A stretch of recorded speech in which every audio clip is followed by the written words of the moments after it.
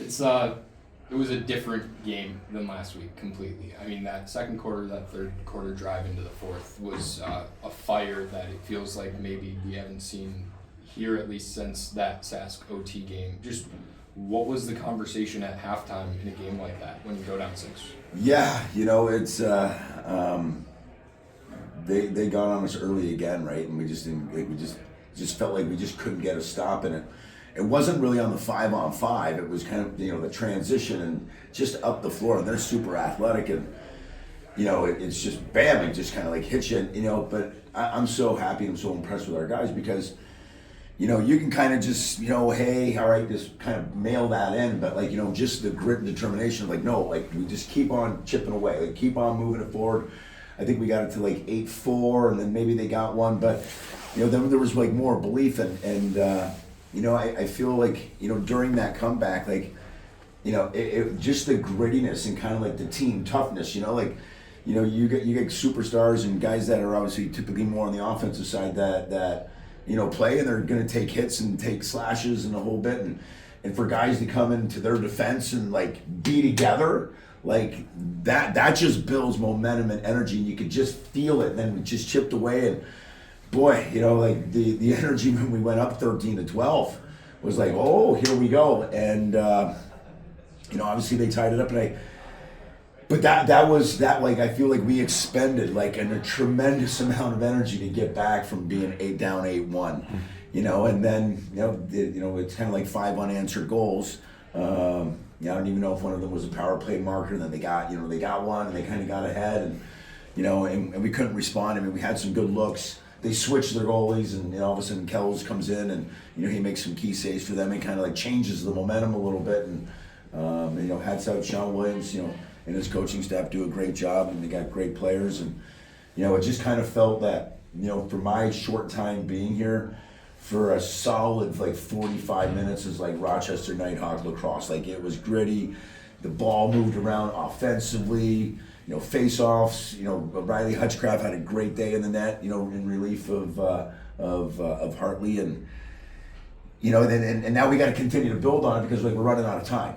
It's all about trying to get to the playoffs, and we got Oshawa in a week, and we got to watch this, and we got to get watching Oshawa film, and then we got to practice, on Tuesday, and then we got to continue to do film and continue to work with our guys during the week, and be prepared, So the good news is there's still time, but it's quite apparent that we're starting to run out of it.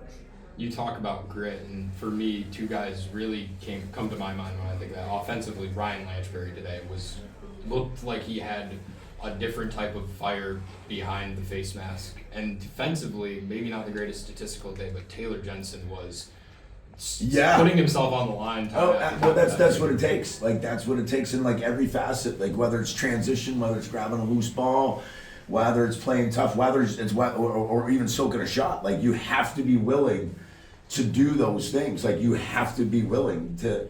That allows your team to gain momentum and energy, but that's what allows you to maybe win games. And you got to get a collective of 19 guys that are on the play, the game day roster. Everybody has to do it, and it's the little things. If that on that 8-1 run, it felt like we just missed 4 loose balls. Then Cloutier just gets it and snipes one, and then all of a sudden, bam! It's it's in the net, and you're oh boy, if we would have gotten that loose ball.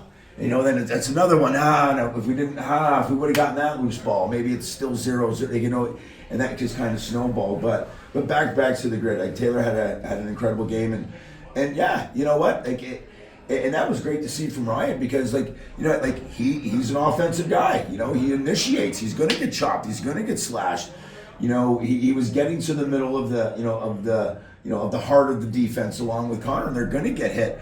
And but then there's some feistiness of give it back, and so super proud of those guys, and that's another reason why we can just keep on building off of it, right? Because now we've seen it. Let's do that more. Let's get more of that, and so all's not lost, we got a chance. I really truly believe this. There's a championship formula in that locker room. The players themselves they care, they're dedicated.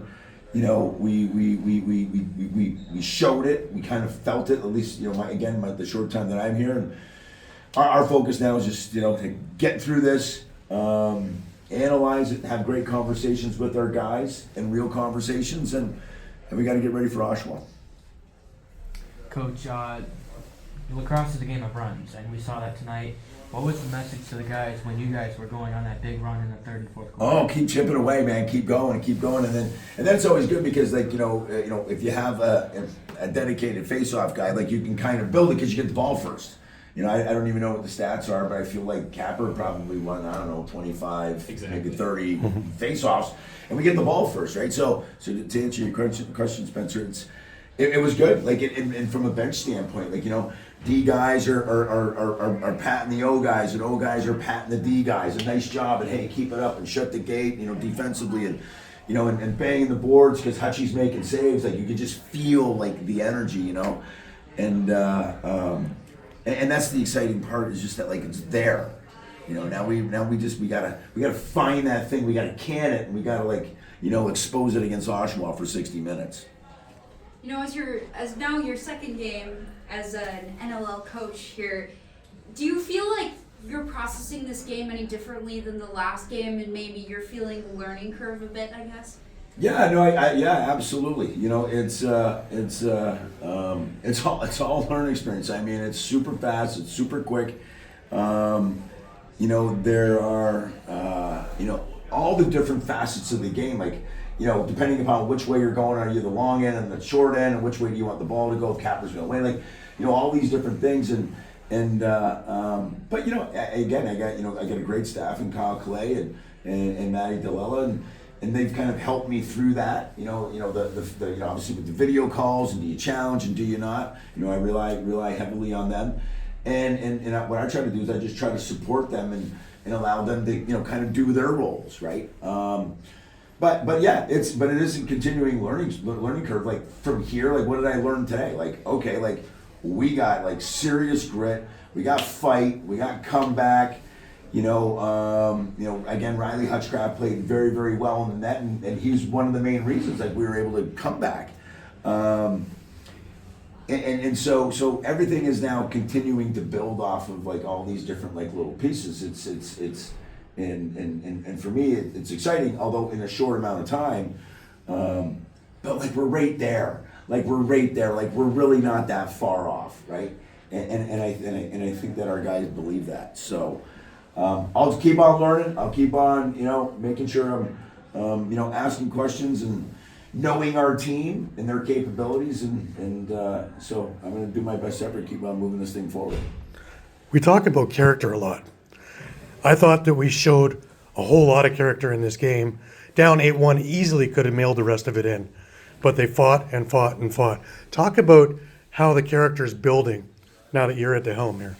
Yeah, it was.